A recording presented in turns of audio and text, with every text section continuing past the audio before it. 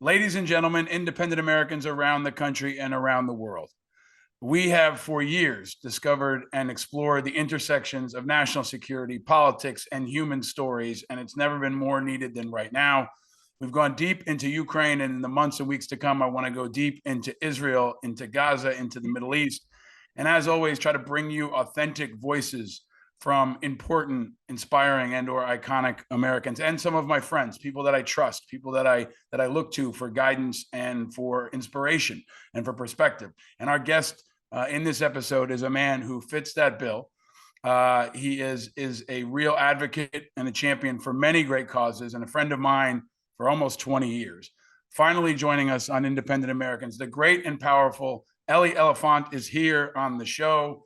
What's up, man? How you doing? Thanks for having me, Paul. Now, we might have a slight delay, but I'm really grateful to see you safe. Full disclosure, you're a dear friend of mine. You're a trusted advisor. We've worked together on many veterans causes. You were on the board at IAVA for a long time and helped a lot of us here in the States. And now you're deep in it in Israel again. But let me start with a first question. Where are you and how are you? I'm okay, or maybe I should say we are not okay, as Mayor Adams would say. But I am in Israel and I am safe and I am healthy, and so is my family here. No doubt that Israel's been through perhaps one of its toughest challenges and events that are still playing out and unclear how they end. And unclear what the direction is. So these are tough times in Israel, but I'm here and I'm well and happy to be on the show. So when this all happened, you're one of the first guys I was in touch with, and I knew it was only a matter of time before you'd go there and you'd be there. You're always kind of where the leadership is needed. You did the same here in the U.S., but you're an IDF veteran. You know, you are now, I believe, an American citizen. You have dual citizenship, right? You married an American woman. You've got three beautiful children in New York, and you sit on both sides of this. But can you start, Ellie? Because I know the story. You also generously helped me and a group from IAVA go to Israel years ago to see the entirety of it, and now that's come full circle. But can you talk about your personal, origin story? Talk about where you grew up in Israel and how you ended up in the U.S. Absolutely. Just born and raised in Israel. Was born on Mount Scopus in Jerusalem, which I visited today. Some of the injured soldiers in this recent event. It was an interesting full circle experience. I don't think I've actually visited that hospital since the day I was born. But I grew up in a small town between Jerusalem and Tel Aviv. I, like every Israeli citizen, served in the military. I started out in the special forces, became an officer, and spent approximately 6 years, 1996 to 2002. Had some very interesting training sessions and interactions with American Special Forces, which I still drawn and I recall enjoying very much. I fought at the time in what was the prolonged 18-year campaign in southern Lebanon at the tail end of it, and subsequently left the military in 2002, honorably discharged, went to college, traveled a little bit like every typical Israeli, went to college. And when I graduated, had the opportunity to come to the States. I was initially going to pursue a master's in the U.S. and got recruited into a private equity firm, and I've been there ever since. I later got my MBA at Kellogg. But in 2006, the second Lebanese war broke out. I was already a young analyst in New York City, living a life of that I didn't know before, and I flew back to fight in that 34-day war and to lead the team that was then under my command. So this time it wasn't all that foreign of an experience. That being said, I'm too old and too obsolete. So, and have no Gaza experience. So they did not call me up. That being said, didn't prevent. I don't think it prevented me from mobilizing. I've been living in the States and kind of on both sides of this, as you've identified. Very much both an American and an Israeli, and love to find the ways that the two countries interact in a favorable and a positive way. I studied politics. I studied international relations. So as a result, also very tied into the political system and the way things work on both sides of the ocean, so to speak. I don't know if folks fully understand how many IDF veterans have really been supportive of the American veterans community after 9/11. I think you were one of the first guys to step up and help me and help us at IAVA. You understood what we were dealing with. When we went to Israel, we visited military sites, but we also went to social programs that were helping folks with PTSD. And I remember saying to someone, how do you deal with veterans who have PTSD? And someone said, over here, everybody has PTSD. That's what it's like when you have to live under rocket attack on a regular basis. But you've really been, I think, a powerful advocate for America, and also a liaison between Israel and U.S. forces, and a measured, thoughtful, reasonable voice at a time when I think this is so radioactive and polarized. I want to ask you, Ellie. You're a businessman now. You've had a successful business life here in the U.S. I mentioned you've got 2 little kids and a wife that grew up in Florida. Talk about why you're there now. What are you three kids? Did I say three kids? Talk about why you're there and what you've seen so far. Right, take us over there beneath the headlines and tell us what you think Americans need to see and understand. So I think there are many, we can use the term unprecedented, but I feel like that's one of those words at this point that's just rolling off my tongue too many times. These events are unprecedented. The way American Jews feel in the United States is unprecedented for the first time. And there really is a tremendous amount of fear. I spent about 37 days in New York since this started, mobilizing around how to help. Israel recruited about 360,000 reservists, which is a substantial amount. It is a recruited society, as you mentioned, the bulk of which were training and preparation for Gaza. But Israel's military doctrine has always been a multi-scenario doctrine, meaning a northern front, a potential southern front, and Gaza, a potential uprising of Arab Israelis within the West Bank. So Israel's basis point is, or baseline for that matter, is a multi-scenario attack on Israel. And that's basically what Israel has mobilized for. That's actually what the United States has mobilized, has identified and mobilized in the region. And that's why the support of the Biden administration has been unprecedented. I'll use that word again. I think in all of history, and that bond, I think, is very clear to identify specifically this time. The attacks on the southern communities in Israel from Gaza were something no one's ever seen before. Equivalent to, many use the term Nazis. I'm not sure that's accurate. I think there's a discussion of whether this is similar to the pogroms in Russia. I'm not sure that's accurate. In fact, I'm not sure the term terrorism is accurate, although the entire objective of terrorism is to plant fear in a society, much like 9/11. It is symbolic, and its goal is to have a 10x effect on the population.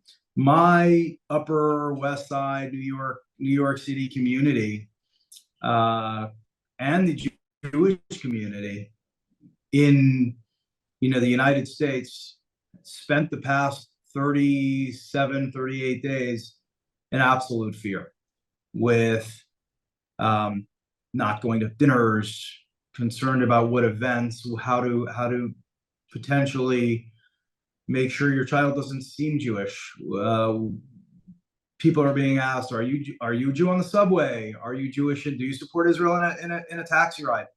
There have been protests.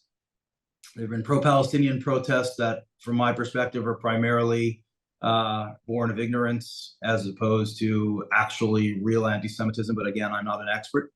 College campuses are problematic, and this uprising is on a macro level, both in the United States, Europe, and Israel, extremely concerning.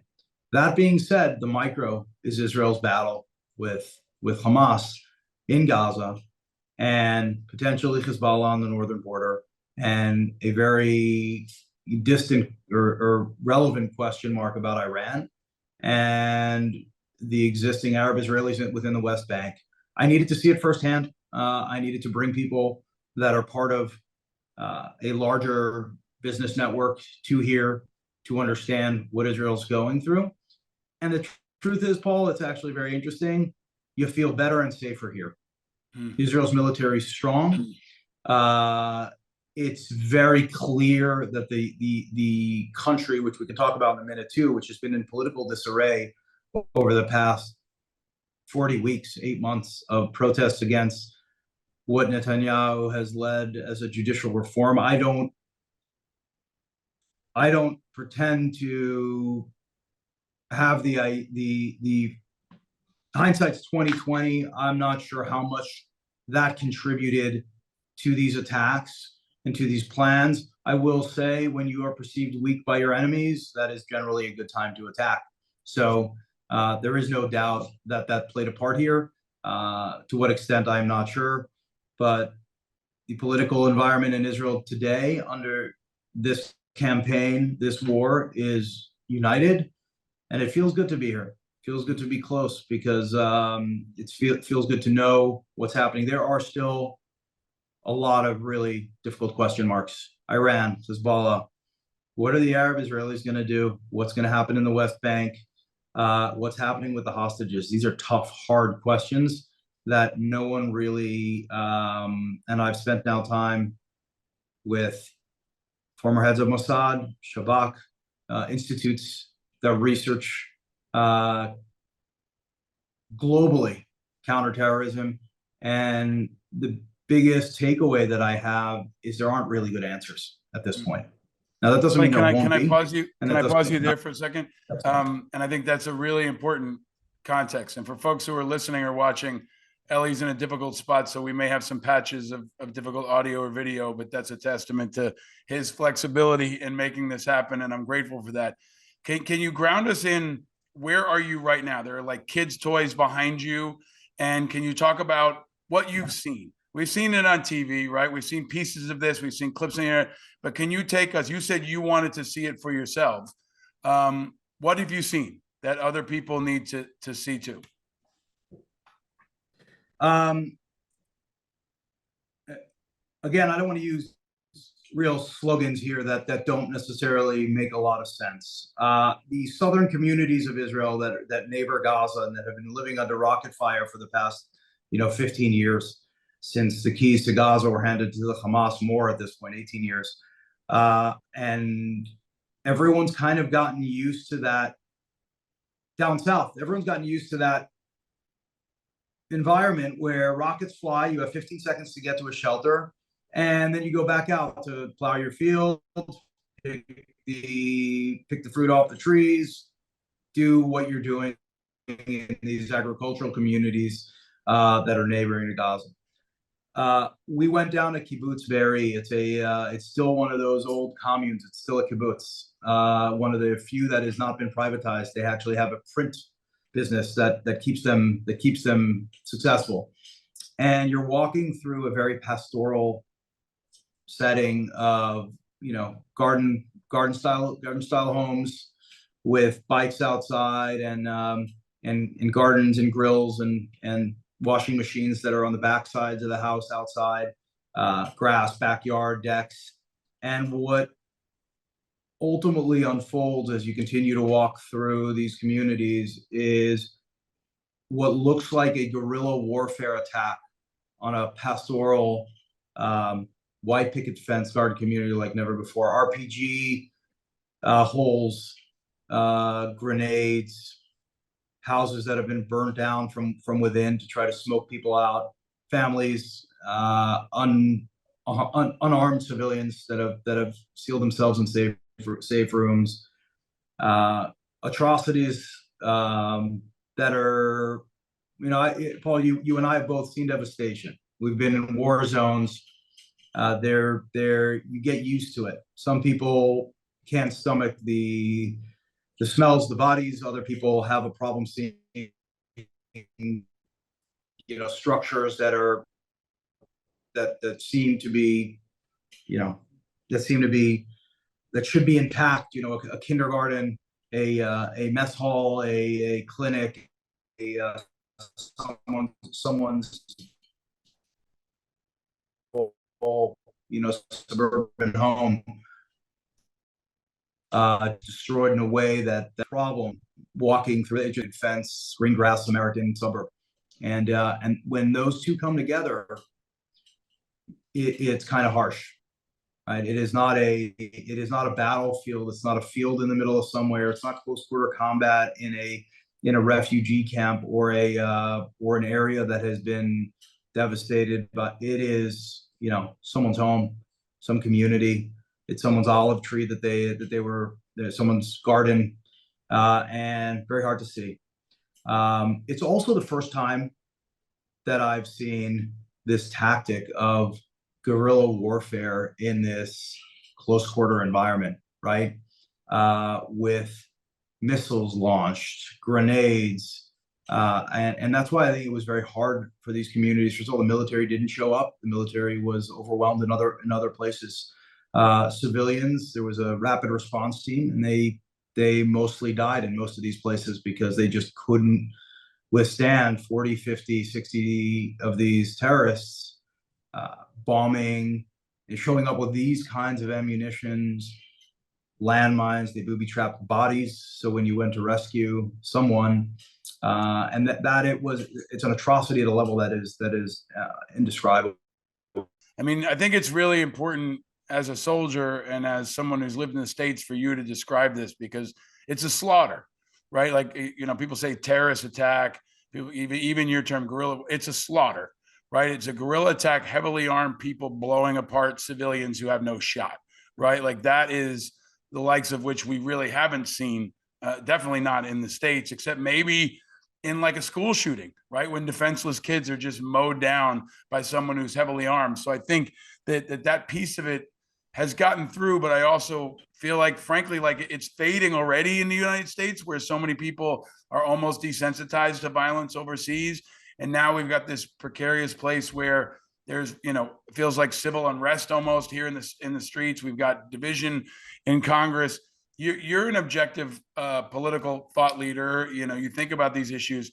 What do you say to the people, myself included, maybe, who might say, "Hey, Israel has every obligation and right to defend themselves. How they do it is the key. And are they going in too heavy right now? Has the response already been too heavy? Because they have the whole world on their side, like we did after 9/11. And now, obviously, we don't know where this is going to end up. We don't know what Gaza is going to look like in the end. Netanyahu is less popular than George Bush was, right? We know these pieces. But it feels like there is a sense, at least in allied countries, and maybe with Netanyahu, that they initially went in too heavy, and now they're trying to correct. But what is your take on it as a political thinker, as a veteran, and as a father of a family? You have also family members in the IDF right now. Objectively, this precarious moment where Israel is trying to keep the world on its side, but feels like it's lost its high point. What are your thoughts on that? Look, I feel very bad, and I think this perhaps may not be the most popular statement made. I feel terrible for the women, children, and civilians in Gaza. I do. I think war is a terrible thing. No one said it's ugly. No one said it's a surgical, pretty environment that you can operate and get everyone you want. That being said, Israel is one of the most, in my opinion, and not only in my opinion subjectively, is one of the most moral militaries on earth. I've not heard of anyone who calls a building they're going to bomb before to make sure civilians and children leave that building multiple times. I've never heard of a military dropping leaflets on on an entire civilian population, asking them to move south. I've never heard of a humanitarian corridor created so that Hamas can use it as well. But yet Israel is doing that. This Gaza has been, and let's also not forget that exact strategy is what Hamas uses as the at this point most vicious terrorist organization. They use the civilian population. They don't allow them to escape. The ones that don't support them, the ones that do help them, they do not dress. This is a breach of international law, by the way, right? This is a breach of the Geneva laws. They dress in jeans and t-shirts and pretend to be civilians and pull out an RPG. They have tunnels under hospitals. There were discussions and debates of whether they exist on. Of course, they exist under hospitals. Of course, they exist in schools, because Israel will not bomb those places, or has not bombed those places without, previously has not bombed those places, and is being extremely careful even now, because that's an excellent way to hide in a very dense population and a very dense 26 miles by 5 piece of strip of land. It's enabled them to be extremely successful. The United States does not have this kind of enemy at its gates. We rarely share borders. I mean, the U.S. shares a border with Canada and Mexico. And I would argue that if either one of those launched a barrage of 10,000 missiles into the United States, I don't think there would be a question about civilian populations. I don't think the Allied forces gave a rat's ass about how many civilians there were in Dresden. I don't think when Hiroshima and Nagasaki happened, I think Truman was referred to as an act of kindness, actually, right? It was referred to as an empathetic, something, that kind of move to end everything was unprecedented. I'm not suggesting in any way, shape, or form that a nuclear weapon be launched on Gaza or that it needs to be carpet bombed. I am simply pointing out that Israel's at war. 1,400 dead civilians, 7,000 injured. Rockets continue to fly from Gaza into the state of Israel. A northern border that is erupted. Israel's in a state of war. The economy is shut down. Right, real estate companies don't have workers to build.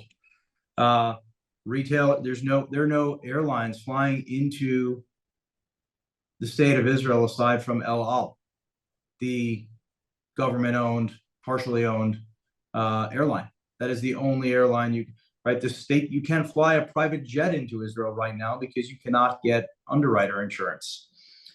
There are a lot of things. This is a real war. That being said, being in Israel, you understand how strong Israel is in its ability to deal with this kind of conflict, and it's going to take time. The message is time. And I'm not sure how the government's going to deal with that. I'll say the last thing I'll say, Paul, is it took 10 to 12 hours for some of these communities to get help from the military. And in those 10 or 12 hours, some of the most heinous acts that you can think of were committed. And on party goers, on a young population dancing in the desert, and on communities, on civilians, on women and children, and not on military targets in any way, shape, or form. And there's a lot of distrust and lost faith in the government and the leadership that has brought us here, from the leadership in the military to the intelligence agencies, the Shin Bet and the Mossad, and in the government. and where we were focusing. It is almost like the internal strife, the political debate, which Jews and Israelis always like to kind of do to get to a better result. That internal strife almost was almost like Israel's population and society forgot the jungle that we live in. And thankfully, the military very quickly came to its senses and now is conducting an operation in a very successful manner, which may take a lot of time to eradicate and destroy Hamas. What the people on the street and what the population in Israel now wants, both on left and right, This was a country that was there was a lot of conflict, but right now, overnight, on a dime, everyone's united behind one cause, and that is victory. This needs to stop. This needs to change. The future of Israel depends on it.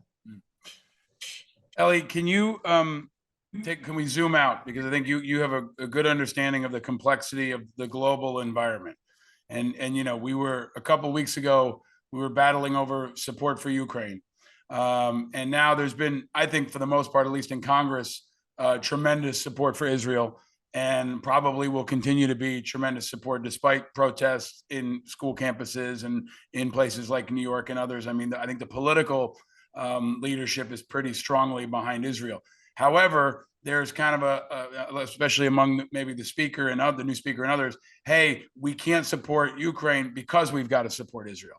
Some are making it a choice between the two. Do you see it that way? And if not, can you explain why? Someone said something today. Yuli Edelstein, who was actually in the Likud party we met today, said something interesting. He said, we had this false assumption that wars in the future will be fought by humans on keyboards behind screens and will end very quickly with very little human casualty. Clash of Civilizations, the Francis Fukuyama, The End of History and The Last Man, a lot of this debate that was happening in the 90s, about the geopolitical environment, and yet we are in 2023. We have an 18-month war in Ukraine, and now this, which is not something that's going to end soon. We have unrest globally, questions about China and North Korea. I have to go back to that simple notion that even though we are in 2023, there still seems to be an axis of good and an axis of evil. And it seems to be shifting in this most spectacular way to being on one side or the other. So we know that Russia, for a fact, at this point, is in bed with Iran on certain things. We know that axis is now happening through, we know these regional battles are now being fought by proxies of Iran through Syria, in Hezbollah in Lebanon, Hamas in Gaza. And this is a problem even for the Arab world. Even for the Arab world, the Saudis want to probably march forward into the future while the Iranians want to blow everything up. So I absolutely see a connection here between Ukraine and Israel and everything that's happening globally, and this axis of evil being created, or this axis of good versus axis of evil. And it's actually amazing to watch. I don't think Putin is good.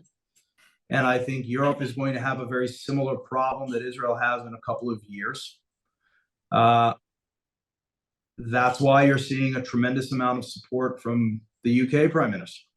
And I think it's aligning that way. I actually believe the Saudis and some of the Arab countries hold the keys to some of these problems if they make choices that advance them and everyone else into the future, synergetic choices. But it'll be very hard. And look, I'm certainly not.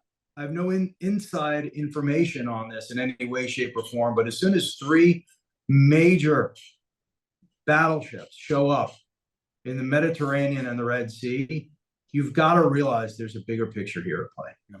I think you've framed it up well, and I think I've been hard on President Biden at times, but I think he's been really masterful in framing that up. I thought his speech laying out the global landscape was the best speech he's ever given. I talked about it on this show. I talked about it in other places.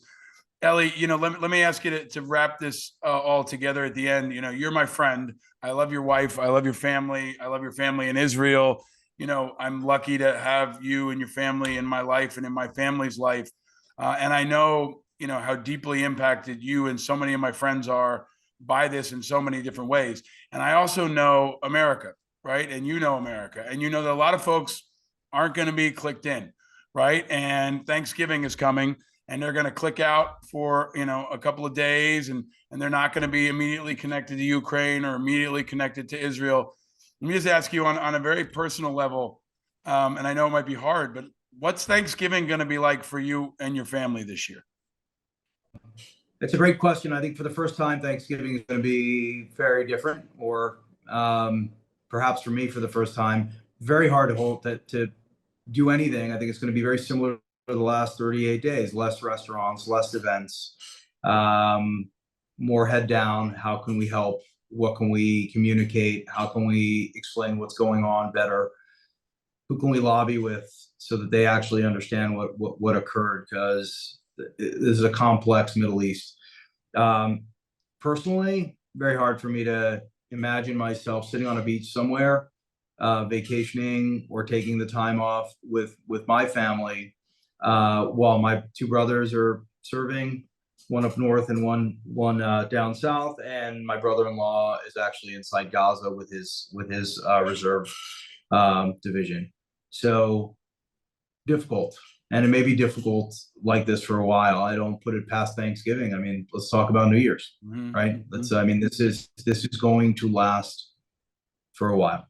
Can I ask you one last question, because you have a lot of wisdom to share always, and you and I can always thank you. One of the many amazing twists to our friendship is we've got Dr. Ruth Westheimer to thank for making our connection. Ultimately, we were at a Shabbat dinner, and Dr. Ruth told me that I needed to talk to you and that you needed to take us to Israel so we could see for ourselves. So, shout out to Dr. Ruth. And she's amazing. Absolutely. But she's one of many people who kind of carry the stories. You carry the stories. What are you telling your kids right now, man? What are you telling your kids about this moment? You're raising kids in New York, and you talked about all these issues, but you got to break it down for little kids. And how do you explain this to them? That's a tough one. I'm a firm believer in giving your kids the information they need that is appropriate to them at the relevant age. So my 4-year-old doesn't know anything, but when I cry and play with him, he senses something's wrong. And the problem is when I'm playing with him, I see the 4-year-olds that are in captivity, and that's my emotional. I'm emotionally compromised, which is probably why I'm not a very good soldier right now. Or I wouldn't be a very good soldier right now, but others are. You have kids, man. When you have kids, it's a whole different level. It compromises you in a lot of different ways. So I try to spend as much time as I can with them and deal at their level. And what do you tell the older? What do you tell the older boys? Yeah, the older two understand that Israel is in a really tough spot. That Israel's been attacked. That Israel's mourning, and that Israel and the Jewish people have a 4,000 year of history, and ultimately will prevail.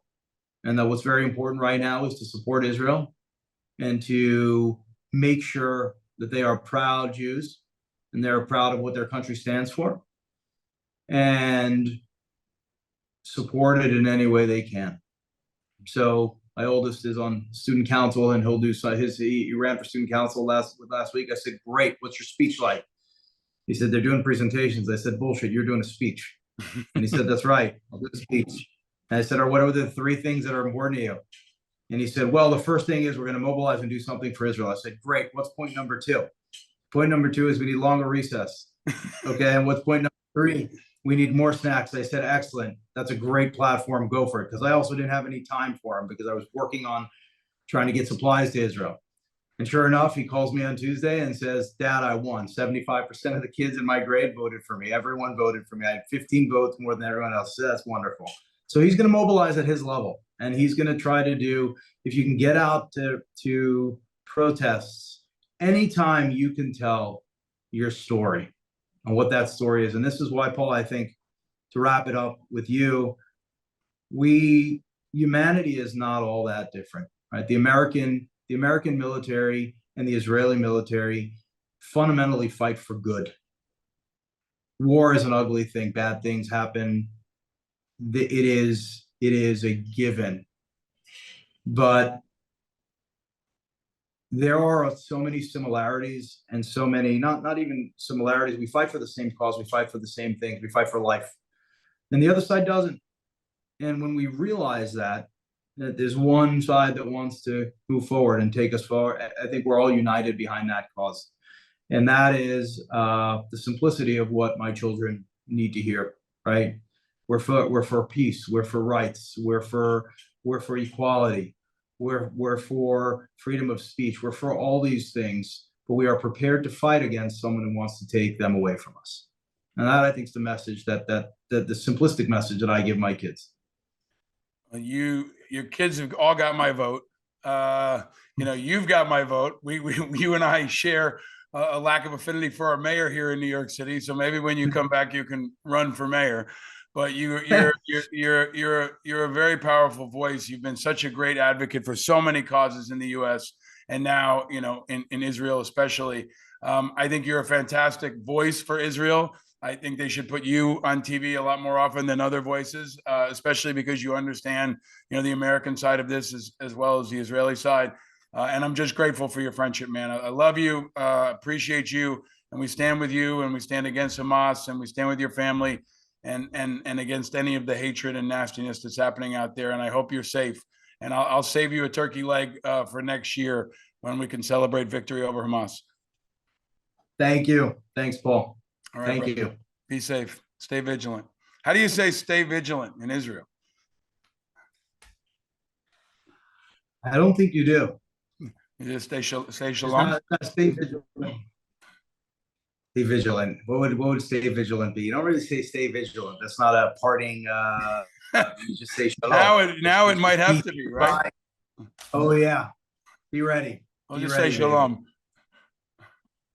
Shalom. That's it. Shalom. That's what we hope for, man. Shalom, brother. That's the best way to part ways. Shalom, brother. Bye. Shalom.